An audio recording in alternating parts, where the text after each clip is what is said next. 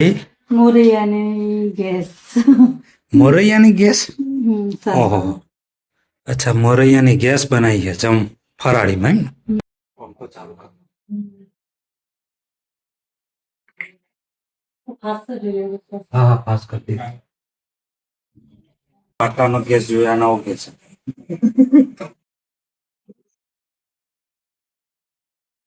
થોડો નાસ્તો કરી લઈએ ઉપર. અને અમારા વાઇફજી કાપી રહ્યા છે કોથમી. મેં કીધું ઉપર આવી જા, મારી જોડે વાતોચીતો કરતા જઈએ, તો તારું કોમ કર. તો ઉપવાસ છે, ફટાફટ જમી લઈએ. બસ એ જ કરી. પેલા પપ્પાને આપીને. પપ્પા બેસી જાય ને ખાવ. પપ્પાને બેસાડી દીધા. લીલી કોથમી ખાઈ લો, ખાઈ લો. હેડો, ઉપવાસ છે ને, તોડ દો. લેટ ભાઈ, બેસી જાઓ હેડો.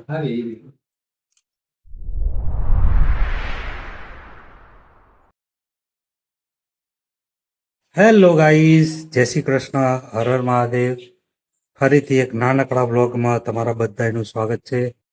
આજની તારીખ છે 21/8/2026 અને શુક્રવાર. જસ્ટ હું નોકરીથી ઘરે આવ્યો છું, ફ્રેશ થઈ ગયો અને હવે જઈએ નીચે. અને આજે મારા વાઈફજીને બી ઉપવાસ છે અને મારો પણ ઉપવાસ છે. તો જઈએ નીચે, જોઈએ શું બનાવ્યું ફરાળીમાં.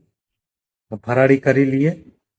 તો આજના બ્લોગમાં બન્યા રહેજો. વિડીયો ગમે તો લાઈક કરજો, શેર કરજો, કોમેન્ટ કરજો. ચેનલ સબસ્ક્રાઈબ કરવાનું ભૂલતા નહીં.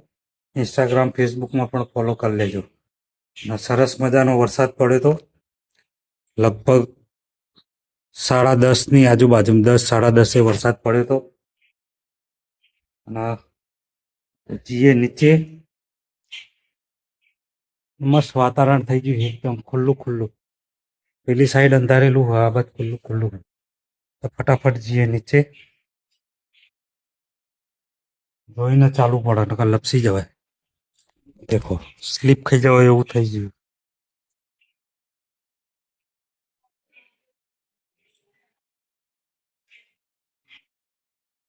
ચલો નીચે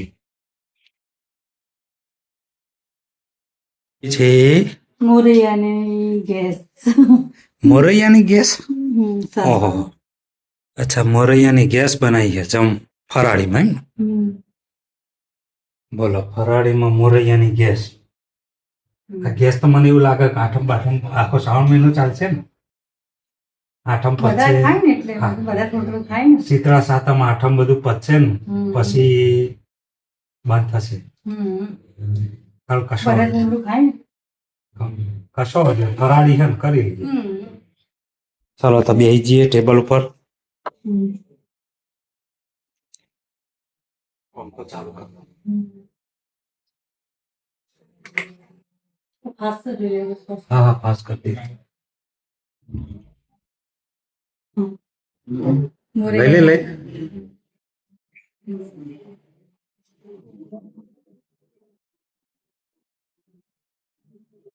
હાય, બેસી ગયા છીએ. ફરાળી કરો, ફરાળી. મોરૈયાની ગેસ મેડમજીએ બનાવી દીધી છે. આ બધા એની કોમેન્ટ આવી હતી પેલા ભાઈની, શું કરવાનું એની? કે ભાભીને બ્લોગિંગ કરતા શીખવાડી દો એવું કીધું. તમે ઘરે ના હોય, તમે નોકરી જાવ ને, તો ત્યારે ભાભી વિડીયો બનાવે. ભાઈ એમાં શું બહુ પકા, 1 મહિનો તો થઈ ગયો. તો હું તને શીખવાડી દઈએ, એમાં કોઈ બહુ ગભરાવા નહીં કે એવું નહીં. આપણે એ રીતે જ બોલવાનું કે આપણે આમ આપણે કેમેરા જોડે વાતો કરીએ એવું મગજમાં રાખવાનું. તો અત્યારે તો ફરાળી કરી લઈએ. એ ભાઈની ઈચ્છા પૂરી નહીં, પૂરો પ્રયત્ન કરશે. 1-2 મહિના સમય લાગશે બધું શીખતો. ધીરે ધીરે શરૂઆત કરાવીશું, બરોબર? કાલે તારો બ્લોગ સ્ટાર્ટ કરવાનો. ઓકે, કાલ સવારથી જ ઉઠીને તારો બનાવવાનો બ્લોગ બનાવવાનો, બરોબર? કાલનો દિવસ તારો બ્લોગ બનાવવાનો આખે. ઓકે, હું તને આખી એવું હોય તો સ્ક્રિપ્ટ લખી લે કે સવારે હું એવું કરવાનું. જોકે આમ તો ડેલી રૂટીનનું હોય એટલે સ્ક્રિપ્ટની જરૂર ના પડે, થઈ જાય. પછી સવારે ઉઠીને આપણે ફ્રેશ થઈ જઈએ, ચા પાણી કરીએ, જમવાનું જે બનાવતા હોય, પાણી ભરતા હોય, વાસણ ધોયા હોય, જે નાનું મોટું દેખાડે જેવું હોય દેખાડી દેવા. બરોબર. કાલે બ્લોગ તારો બનાવવાનો, બરોબર ને? આપણો ટ્રાય તો કરીએ, બરોબર. એ તો આ બધા જવાબ આપજો, તમે બધા કોમેન્ટ કરજો આવતીકાલનો બ્લોગ કેવો. જોકે આજે 21 અને 22 એટલે 23 તારીખે તમને જોવા મળશે એ બ્લોગ, બરોબર ને? અત્યારે તો ફરાળી કરી લઈએ સરસ મજાની. ચાલો, હા યાર, આવી ગયો છું બીજા માળે. બ્લોગ એડિટ કરી દઈએ અને થોડા આરામ પણ કરી દઈએ. હવે ટાઈમ થશે ચા પાણીનો, ચા પાણી કરી લઈશું. હું ફટાફટ બ્લોગ એડિટ કરી દઉં કાલનો. વાતાવરણ બહુ પેલું.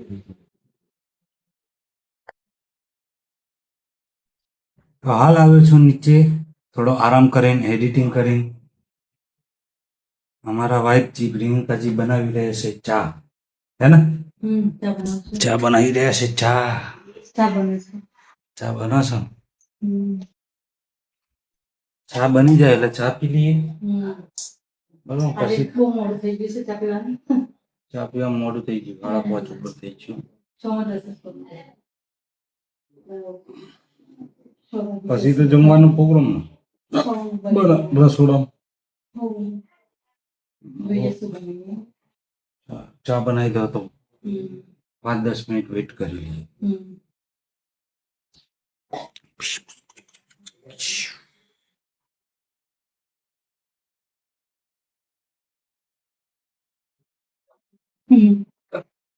ચા પીવા બેસે છીએ, ચા બની ગઈ છે.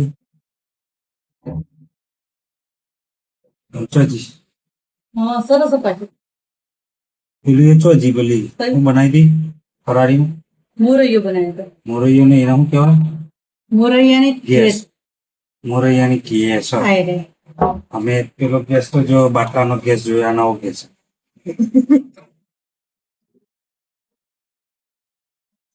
થોડો નાસ્તો કરી લઈએ. ચા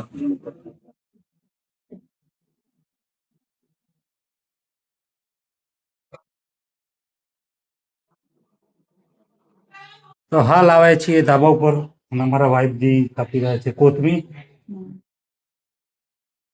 મેં કીધું ઉપર આવી જા, મારી જોડે વાતો ચીતો કરતા જઈએ. તો તારું કામ કર, હું મારું એડિટિંગ નું કામ કરે. જોકે બ્લોગ અપલોડ તો થઈ ગયો, પણ એનું બધું ડિસ્ક્રિપ્શન ટેગ ને બધું બાકી હતું. મેં કીધું પૂરી પકડો અને તું કોથમી કાપી દે, બરોબર ને?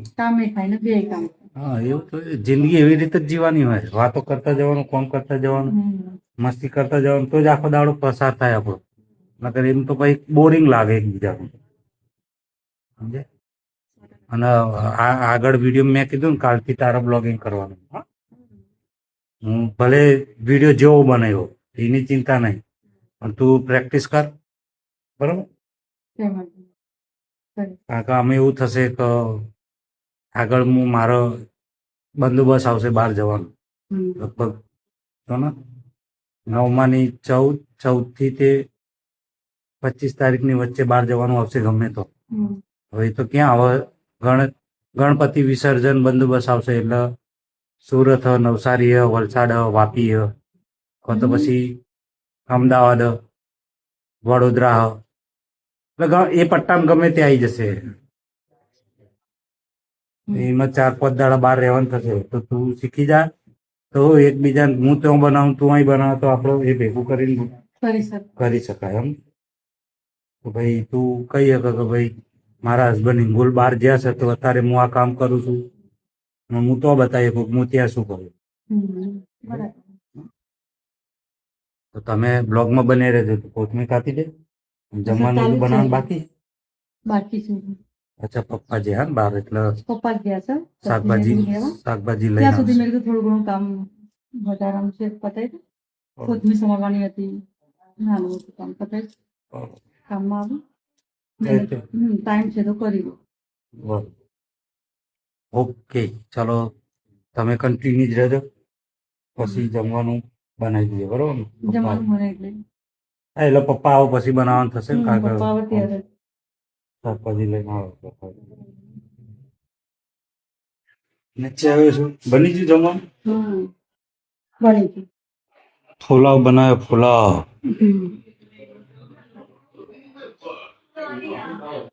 તો ઉપવાસ છે ફટાફટ જમી લઈએ બસ એ જ કરીએ. પેલા પપ્પાને આપીને પપ્પા બેસી જાય ને ખાવા પપ્પાને બેસા દીધા ખાવા. પપ્પા જમવા બેસી ગયા છે પપ્પાને આપીને. અને આ પુલાવ બનાવ્યો છે મસ્ત.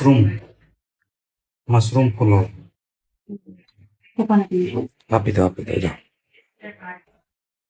બધાને આપણે થોડું બેસી ગયા છીએ જમવા માટે પુલાવ બનાવ્યો છે પુલાવ મશરૂમ પુલાવ ના કોથમી લીલી કોથમી ખાઈ લો હેડો ઉપવાસ છે ને છોડ દો લેટ ભાઈ બેસી જાઓ હેડો પપ્પાને શું કહ્યું? બસ તા એ જ જોઈએ ને બીજું શું જોઈએ તો સરસ મજાનું જમી લીધું છે અને ઘરનું બધું જ કામ પતી ગયું છે કપડાં વાસણ કચરા પોતું જે આજનું ટોટલી રૂટીન કામ હતું બધું પતી ગયું છે અને આજે સરસ મજાના પુલાવ બનાવ્યો હતો મશરૂમ પુલાવ સિમ્પલ એકદમ વેસ્ટ શું કહેવાય જૈન સ્ટાઇલમાં કંઈ જ નહીં લસણ નહીં આદુ નહીં કંઈ જ નહીં એકદમ સિમ્પલનો સબર ખાલી મરચું મીઠું ને હળદર બસ આટલું નાખીને મસ્ત પુલાવ સિમ્પલ બનાવ્યો તો ખાધો મજા આવી ગઈ આજના બ્લોગને એન્ડ કરીએ છીએ વિડીયો ગમે હોય તો લાઈક કરજો શેર કરજો કોમેન્ટ કરજો ચેનલ સબસ્ક્રાઈબ કરવાનું ભૂલતા નહીં ઇન્સ્ટાગ્રામ ફેસબુકમાં પણ ફોલો કરી લેજો મળીશું એક નવા વિડીયોમાં જય શ્રી કૃષ્ણ હર હર મહાદેવ બાય